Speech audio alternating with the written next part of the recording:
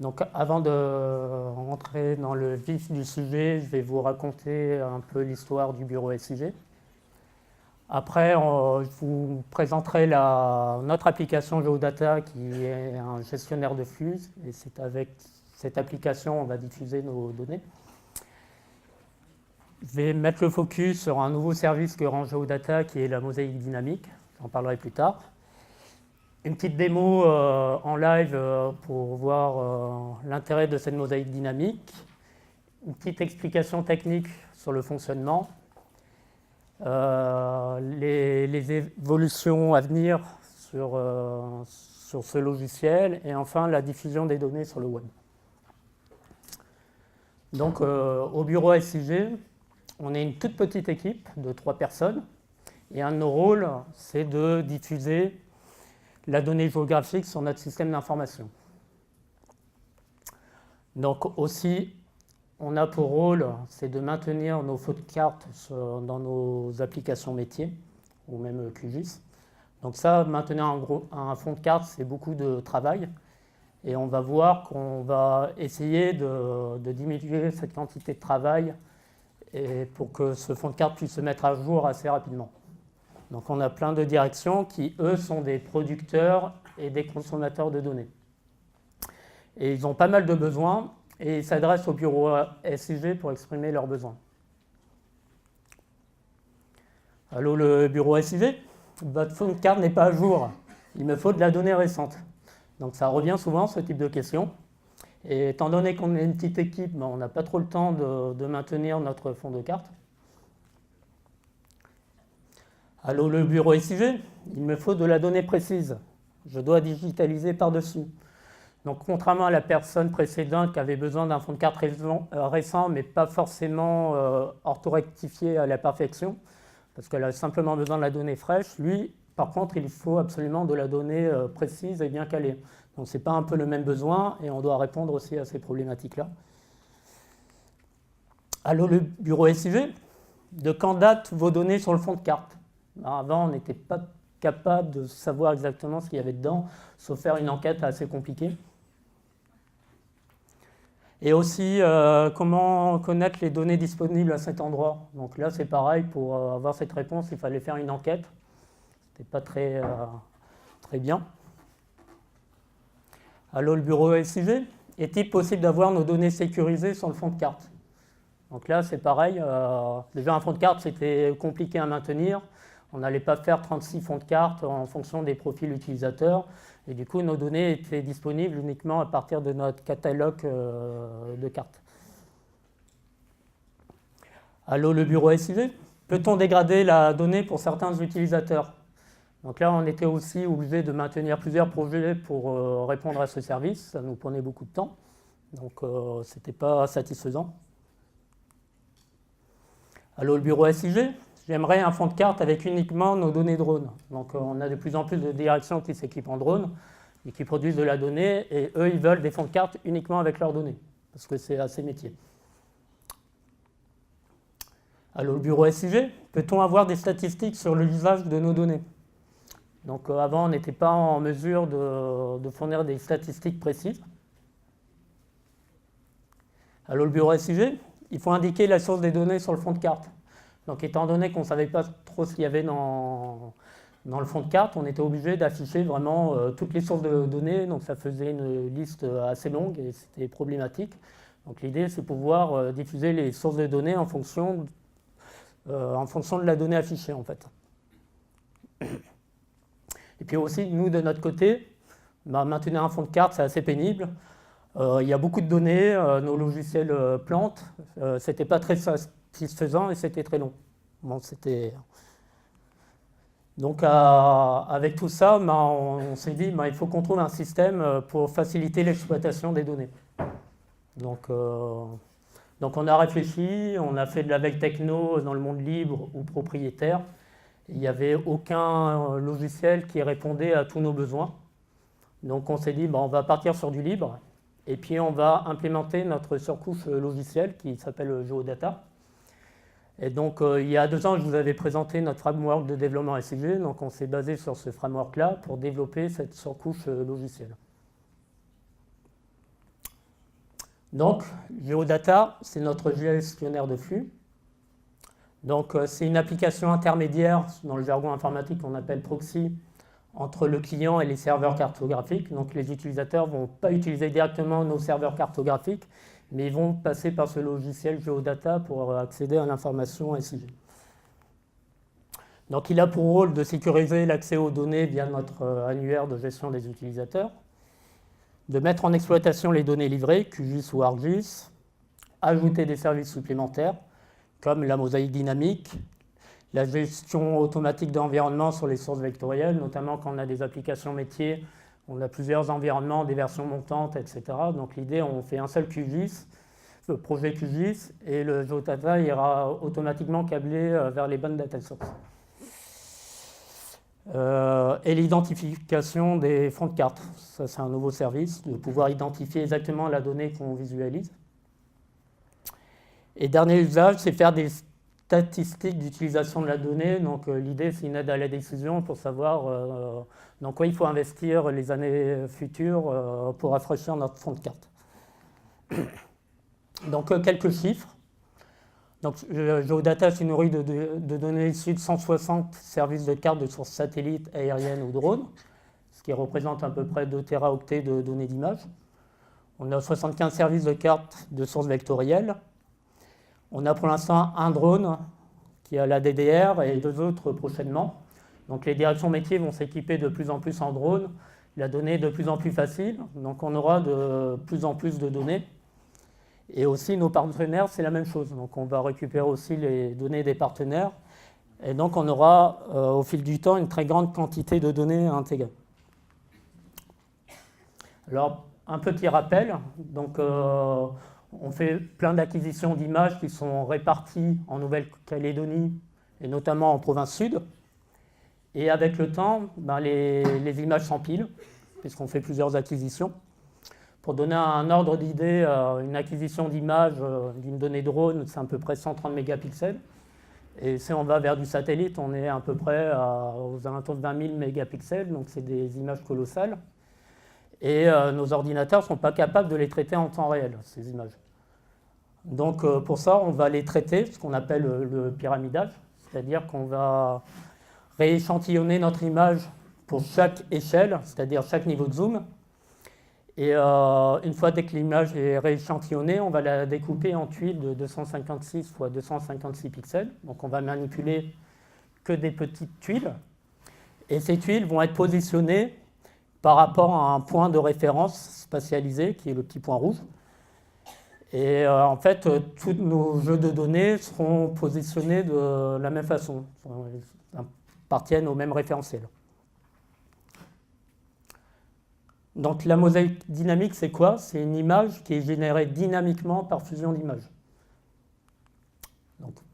Donc le fond de carte est configurable directement depuis notre logiciel Geodata. Donc c'est terminé de gérer le fond de carte avec les logiciels desktop SIG comme QGIS ou ArcGIS. On ne fait plus ça, on livre notre donnée et après on configure ses droits d'usage, où est-ce que la donnée doit être diffusée, etc.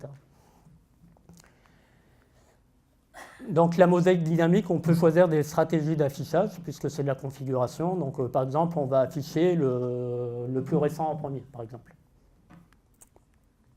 Et étant donné que c'est de la configuration, maintenant on peut en créer plein des mosaïques. On peut faire des mosaïques par direction, par métier, par licence d'utilisation. C'est assez simple de créer des fonds de carte.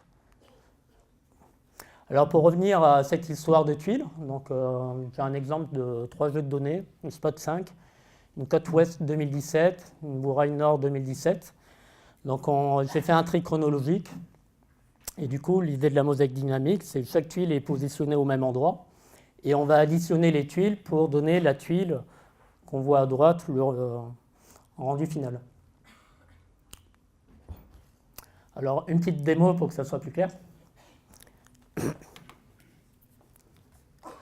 Donc, Carte au Sud, c'est notre application cartographique. Donc, je me suis connecté avec mon compte utilisateur.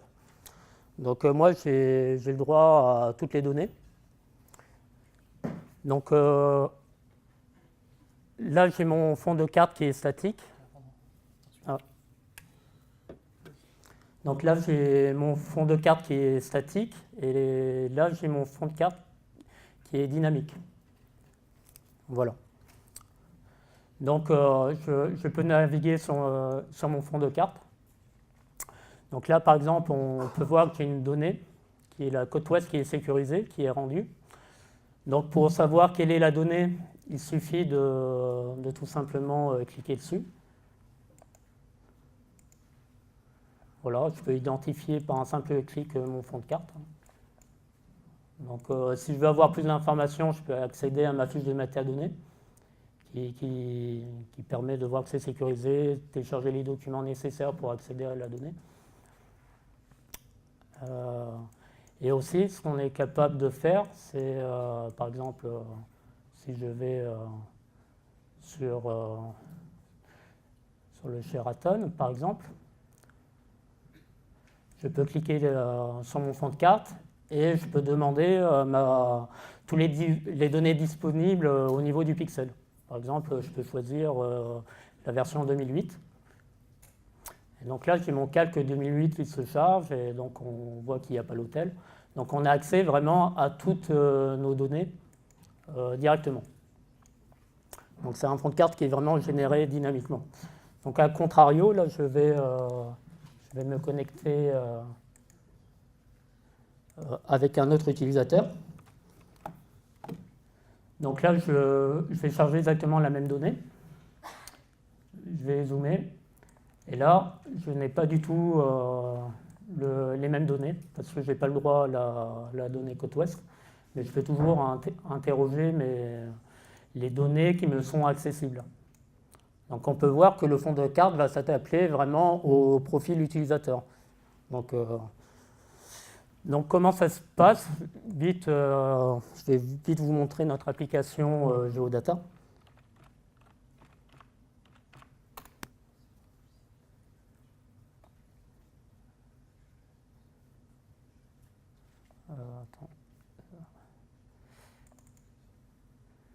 Donc là, j'ai accès à mes serveurs Carto. Là, j'ai mon problème.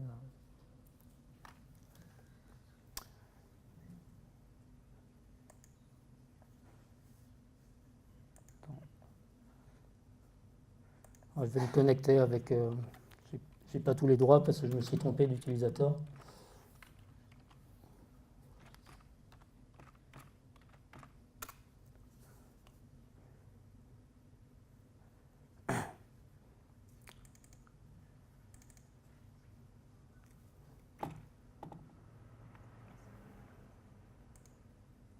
Donc si je prends ma donnée de mon image satellite côte ouest,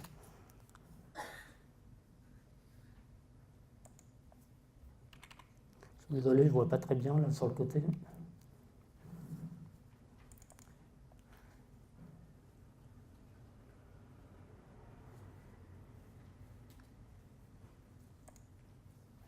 Voilà, donc là j'ai ma fiche de mon service web qui fournit que la côte ouest. J'ai l'onglet profil d'habilitation, donc j'ai décidé qu'il fallait, pour l'avoir, être habilité. Et en termes des mosaïques, j'ajoute ou je supprime, je dis dans quelle mosaïque il faut que la donnée se rende. Donc c'est que de la configuration pour faire un fond de carte.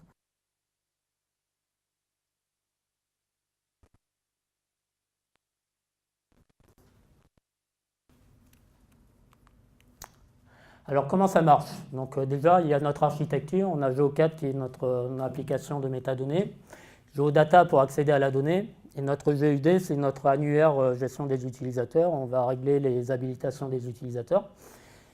Donc le réseau vert, c'est la barrière verte, c'est pour accéder au réseau intranet de la province sud. Et la barrière rouge, derrière, c'est un réseau qui est uniquement accessible par les applications. Un utilisateur ne peut pas accéder directement à nos serveurs cartographiques. Donc quand on va télécharger une tuile de 256 pixels, donc on va utiliser le protocole WMTS. Donc on demande à Geodata, rends-moi cette tuile-là. Donc Geodata, ce qu'il va faire, il va voir quelles sont les données disponibles sur cette tuile. Il va voir qu'il y a 3 données disponibles, dont une qui n'est pas autorisée. Donc il va la supprimer et va faire une requête uniquement sur les 2 données disponibles. Donc il va s'adresser à notre serveur de cache, qui est MapCache. Donc MapCache va regarder dans sa base de données, c'est des bases de données SQLite, les 2 tuiles Bourail et Spot5. Par chance, il trouve Bourail, et par malchance, il n'a pas la Spot5. Bon, c'est pas très grave, simplement le service va être un peu plus long à se rendre. Donc il va demander la tuile à notre serveur cartographique, WMS. Donc QGIS va récupérer la donnée et la refournir à MapCache qui va la stocker dans sa base de données. À ce moment-là, MapCache va faire la fusion des tuiles et Geodata va profiter pour loguer un petit peu les données qui ont été demandées par le client, c'est-à-dire la Spot5 et la Bourail, pour faire de la statistique. Et du coup, pour revenir, on a notre tuile en bas à gauche demandée. Donc, je vous ai parlé de statistiques. Geodata aussi log toutes les requêtes spatiales. Et aussi la mosaïque dynamique qui va loguer les données qui ont été rendues dans les tuiles. C'est-à-dire que maintenant, on est capable de répondre à des questions. Quelles sont les données consultées à partir du 10 millième, qui datent de plus de 2 ans et non demandées explicitement par l'utilisateur cette année. Donc, l'idée qu'il y a derrière, c'est que quand on va à la DFA pour planifier les prochaines acquisitions, nous, en tant que DSI, on peut dire qu'à tel endroit, il y a eu beaucoup de trafic, avec de la donnée entre guillemets périmée, et que s'il reste du budget, ça serait peut-être pas mal de faire de l'acquisition à cet endroit. Donc, Geodata, avantage et inconvénient, pour nous, c'est un gain de temps, parce qu'on se concentre uniquement à intégrer la donnée, et la mosaïque, c'est qu'une affaire de configuration. C'est adapté à notre SI, on peut sécuriser la donnée facilement. C'est évolutif, s'il faut développer de nouveaux services, on peut les faire facilement. Pas de licence d'utilisation, donc si jamais on a des problèmes de charge, on peut faire plusieurs instances de Geodata pour subir la charge, ça c'est pas un souci. C'est une aide à la décision pour les acquisitions de données. Et le fait que maintenant on met tout l'historique des données en service, on n'a pas besoin de dupliquer la donnée pour notre fond de carte. Donc on fait une économie de stockage. Donc forcément, il y a des petits inconvénients. Donc préparation des données un peu plus rigoureuse. Donc extraction du contour du raster, par exemple. Et on a une petite perte de performance sur la vitesse de rendu des tuiles. Donc une tuile normale sur un fond de carte statique, on est à peu près de l'ordre de 15 millisecondes. Là, sur notre tuile qui est mosaïquée, on est à 50 millisecondes. Bon, ça reste tout à fait convenable, ça tourne bien. Donc les évolutions à venir, étant donné que maintenant on a la main pour créer n'importe quel type de service, on a des données qui sont soumises à licence, donc on peut les diffuser aux 50 cm, mais aux 20 cm, on ne peut que les diffuser aux personnes habilitées. Donc avant, il fallait faire 2 projets distincts pour chaque cas d'usage. Donc là, plutôt de faire 2 projets distincts, on va faire un seul projet et dire à Geodata que s'il n'y a pas tel profil d'habilitation, dégarde la donnée automatiquement. Pareil pour les sources vectorielles. Souvent, on a tendance dans les projets QGIS à mettre une échelle maximale. Le problème, c'est quand on zoome trop, la donnée disparaît. Ça, c'est embêtant parce qu'après, on est perdu. Alors, on fait ça exprès parce que la source vectorielle a une précision et on ne veut pas zoomer au-delà de la précision. Donc, d'où l'idée de dire à Geodata, à partir de telle échelle, tu me dégrades ma donnée automatiquement. Donc, on ne veut plus de mettre d'échelle max, mais que l'utilisateur puisse zoomer à l'infini s'il le souhaite. Et aussi des évolutions. Bon, maintenant, tout est dynamique. On pourrait très bien générer un fond de carte sur une plage de date, entre par exemple 2009 et 2016. Donc ça, ce n'est pas grand-chose à faire, mais on pourrait le faire très facilement. Et aussi les copyrights dynamiques. Maintenant qu'on sait quelle est la donnée affichée dans le fond de carte, on pourrait mettre automatiquement la source de données qui correspond au pixel. Donc la dernière slide, c'est un petit peu un récapitulatif de ce qu'a dit Roger en introduction. Donc on a déjà un Geodata Web qui est actif, qui permet de diffuser de la donnée pour notre site web provincial, mais on veut aller bien plus loin. On veut rendre aussi nos orthos provinciales dans GeoRep. Donc GeoRep puisse s'alimenter à partir de nos web services. Qu'on puisse accéder à de la donnée confidentielle et sécurisée. Et grosso modo, l'idée de l'open data, c'est aussi montrer notre catalogue de données. Donc maintenant, on a un catalogue assez complet. Donc c'est intéressant de savoir quelle est la donnée qui existe au niveau de la province sud, de visualiser les données en direct et téléchargement des données libres, un petit peu les mêmes services que j'aurais. Donc voilà. Donc merci de votre attention.